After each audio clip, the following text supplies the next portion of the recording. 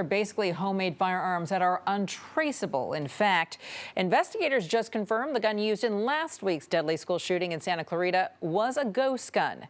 KPIX 5's Alan Martin shows us how easy they are to make and the huge challenge it poses for law enforcement.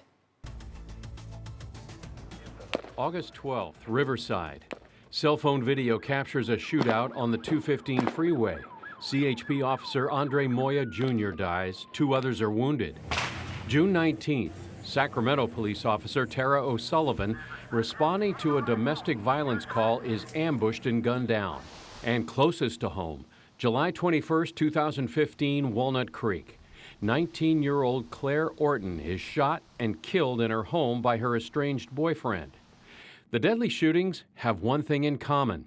The firearms used in each case were homemade, unserialized, and untraceable, known on the street as ghost guns. It's a huge challenge. Graham Barlow with the Sacramento Field Office of the Bureau of Alcohol, Tobacco, and Firearms says a gun that used to be a pastime for hobbyists in just the past few years has turned into the hot new weapon for criminals. They've become a way for people that cannot go into a gun store and buy a firearm to obtain a firearm. Building an unserialized firearm out of parts for personal use is legal under federal law, but selling it is not. There are people that are buying these kits for the purpose of assembling them, finishing them, assembling them, and then selling them to the highest bidder. That's a big problem. That's where we focus our investigations. The ATF seized these 50 AR-15 style rifles in a sting in the Sacramento area. They were assembled in a workshop behind a private home, destined for sale on the black market. So this is a AR-15 type rifle. Barlow says 30% of guns taken into evidence in firearms trafficking cases are ghost guns. And law enforcement is recovering hundreds of them at crime scenes, mostly AR-15 style rifles, but also more recently, semi-automatic pistols. It's the type of thing that we recover in my office on a weekly basis. Weekly? Weekly. And these are being used in what type of crimes? Murder, robbery, assault, narcotics trafficking, drive-by shootings. You name it. You name it. Once you've completed drilling the hole from one side, you can buy all the parts easily, and there are plenty of YouTube videos that walk you through how to build a ghost gun step by step. We bought some parts used in making an AR-15 when we were at a gun show in Reno this past summer from a private seller. I've got the complete lower parts kit and called him when we got back to order the rest from his online store.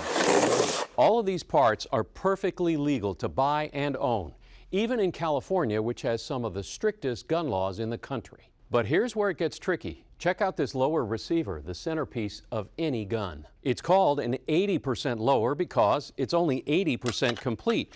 You still have to drill out 3 holes to make it functional. Easily done with a $40 jig like this. Since it's not complete, this is considered a part and not a gun. So at 80%, it doesn't need a serial number, and it's legal to own in California. But if you drill it out and finish it, it's a different story. Then, under state law, you're guilty of felony possession of a firearm with no serial number. No, we don't carry the 80%ers, and I don't think you'll find most legitimate dealers won't carry them. Bill Morgan only sells lower receivers that are already drilled and serialized at his store, Guns, Fishing, and Other Stuff in Vacaville. He says the unserialized 80%ers are not worth the risk, because customers who buy them are supposed to register them, but often don't. Everybody is worried about confiscation. So he's not taking any chances. The problem becomes if something else were to transpire with it, it would come right back to us. He and many gun owners are not happy about a new law Governor Newsom just signed to crack down on Californians who don't register their homemade guns. It will require that so-called firearm precursor parts be sold only by licensed dealers and only after the buyer undergoes a background check. Bill says that's a lot of paperwork that puts an unnecessary burden on law-abiding gun dealers and buyers. There's 10,000 parts. Who's going to keep track of those parts? Like to sell this here, 5 people have to handle the paperwork to sell this one little receiver. And I don't think DOJ has a database that will handle that. They barely can handle the rifle and handgun stuff as well as ammo. We wanted to ask the DOJ how it plans to implement the new ghost gun law when it takes effect in 2025.